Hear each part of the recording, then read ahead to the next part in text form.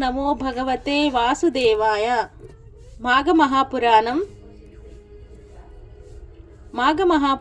13వ అధ్యాయం. పేద బ్రాహ్మణుడు సుశీరుడు దారి తప్పి అడవిలో ఓ రాక్షసుడిని చూస్తాడు. రాక్షసుడు తన పాపాల వల్ల రాక్షస రూపంలో శిక్ష అనుభవిస్తున్నట్లు చెప్పి సుశీలుని సహాయం కోరతాడు. సుశీలుడు మాఘమాస స్నానం పూజా విధానాల చెప్పి రాక్షసుడు వారసుడు బష్కాలుని వద్దకు పంపుతాడు. బష్కాలుడు సుశీలుడు చెప్పినట్లు చేయగా రాక్షసుడు రాక్షస రూపం నుండి విముక్తి పొంది పుణ్యలోకం చేరుకుంటాడు.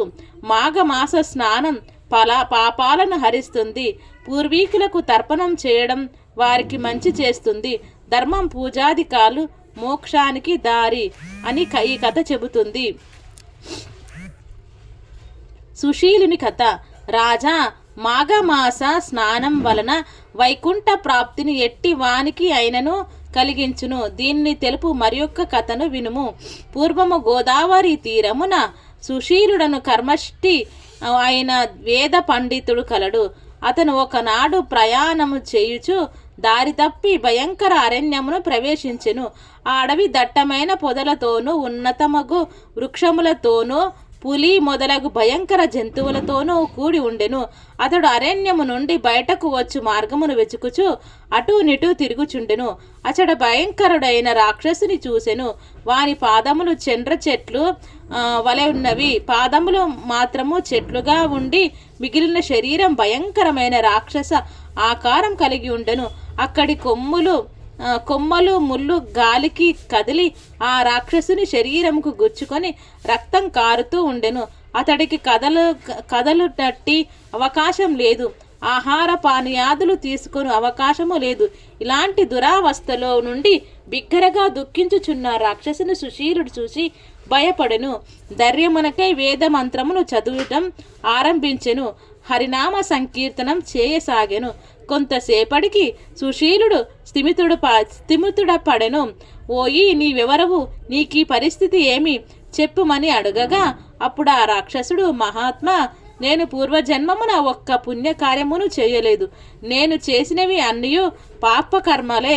గోకర్ణ తీరమున మధువ్రతమును గ్రామమున గ్రామాధికారిగా ఉంటిని. అందరితో అన్ని విషయాలను మాట్లాడలాడని వాడును. ఎవరికి ఏ పనియును చేసేడి వాడను కాను. అసత్యమును పలికేడి వాడను. పరుల సొమ్మును అపహరించుతూ ఉండేవాడను. ఎంతయో ధనమును కూడబెట్టి తిని ఎవరికి ఏమియును ఇయ్యలేదు కూడా. స్నానదాన పూజాధికములు నేనేవియు ఆచరింపలేదు. దైవ పూజయను నేనెరుగను.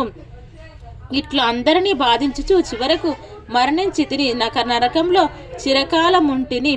తరువాత కుక్క గాడిద మొన్నగుచ్చి నీచ జన్మముల ఎత్తి తిని.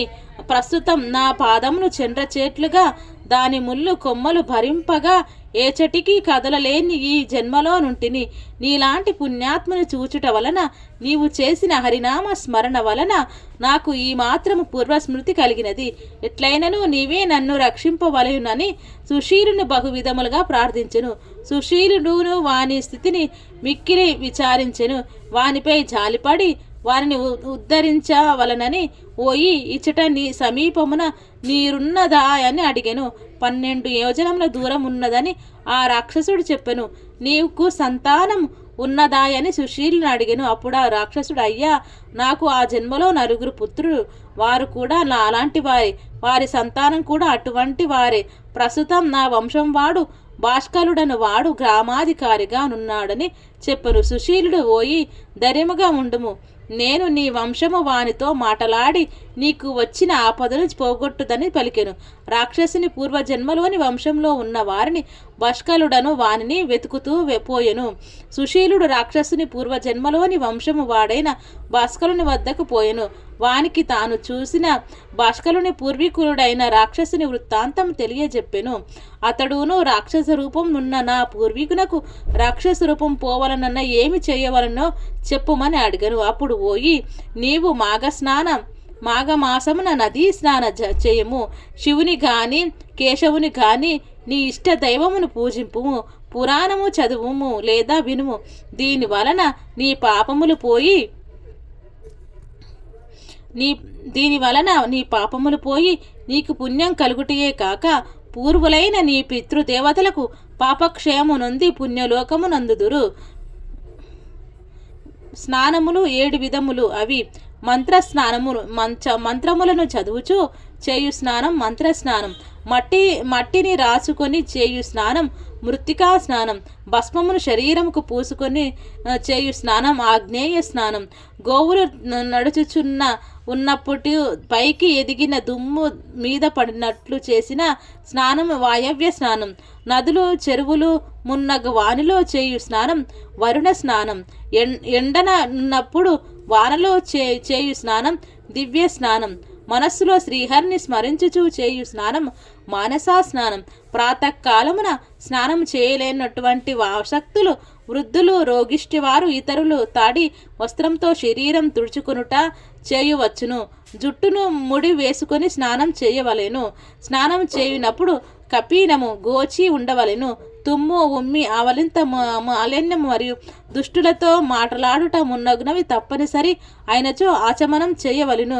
భగవంతుని స్మరించుచు కుడి చెవిని తాకవలను. అరుణోదయ కాలమున స్నానము ఉత్తమము. సూర్యకిరణములు తాకుటచే ఆ నీరు శక్తివంతమగును. దుర్బలతో సృష్టింపబడిన జలమును స్నానం చేయుట పవిత్ర స్నానమగును. స్నానము చేయునప్పుడు మట్టిని పసుపు కుంకుమ ఫలములు పుష్పములు నదిలో లేదా చెరువులో నుంచవలను. శ్రీహరిని లేదా ఇష్ట దైవమును స్మరించుచు ముందుగా కుడి పాదమును నీటిలో ఉంచవలను. బొడ్డు లోతులో నిలిచి సంకల్పాదులు చెప్పుకొనుట జప తర్పణాదులు చేయుట చేయవలను. స్నానం అయిన తర్వాత 3 మార్లు తీర్థమును స్వీకరించి ఒడ్డునకు చేరి 3 దోసిళ్ల నీటిని తీరమున నుంచి నదిని లేదా చెరువును ప్రార్థింపవలను. 3 మార్లు ప్రదక్షిణం చేయవలను. నదీ స్నానం చేసిన తర్వాత తడి వస్త్రములు 4 అంచులను చేర్చి నీటిని పిండించు పితృదేవతలు స్మరింపవలను. ఇట్లు చేయుట పితృదేవతలకు ప్రీతిని కలిగించును. పర్వదినాలలో చేసిన స్నానం మరింత పుణ్యమునిచ్చును. స్నానము చేయునప్పుడు ఆపోహిష్టాది మంత్రములు చదువుతూ మంత్రము రాని వారు ఇష్టదైవను స్మరించుచు నీటిలో మరల మునక వలయును. సూర్యుని గంగను దేవతలను తలుచుకొని నమస్కరించుచు ప్రదక్షిణం చేయవలను. గంగా యమునాది నదులను తలుచుకొని నీటిని వ్రేళ్లతో గీయవలను. స్నానము దిగంబరుడై చేయరాదు. శరీరంపై భాగము వస్త్రము కప్పుకొనరాదు. రథసప్తమి ఏకాదశి మహాశివరాత్రి మున్నగు పర్వదినములందు ఆయా దేవతలను కూడా తలుచుకొని నమస్కరించవలెను అని సుశీలుడు భాస్కరునికి స్నాన విధానమును వివరించెను. అతడు అడిగిన ధార్మిక విషయాలను దైవిక విషయములను వివరించిన తర్వాత తన తానిన పోయెను. భాస్కరును సుశీలును చెప్పినట్లుగా మాఘస్నానం పూజాదులు నిర్వహించెను. స్నానానంతరం రాక్షస రూపమునున్న పూర్వుని ఉద్దేశించి తర్పణం కూడా చేసెను. ఇట్లు మాఘమాసం అంతయు చేసెను. రాక్షస రూపమున ఉన్న తన పూర్వీకుడు రాక్షసత్వం పోయి పుణ్యలోకమును కలిగెను. మాఘ మహాపురాణం 13వ అధ్యాయం సంపూర్ణం.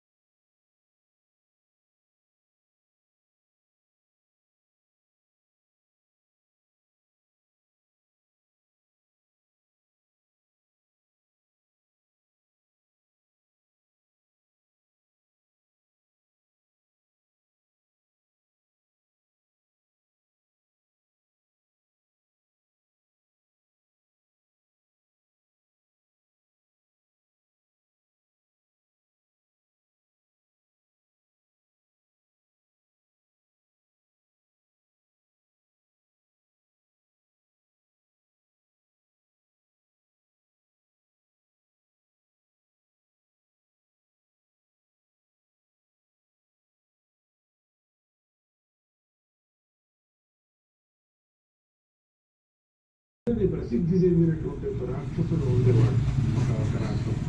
ఆయన కథ చెప్తున్నారు ఇక్కడ. వాడు దుర్మార్గ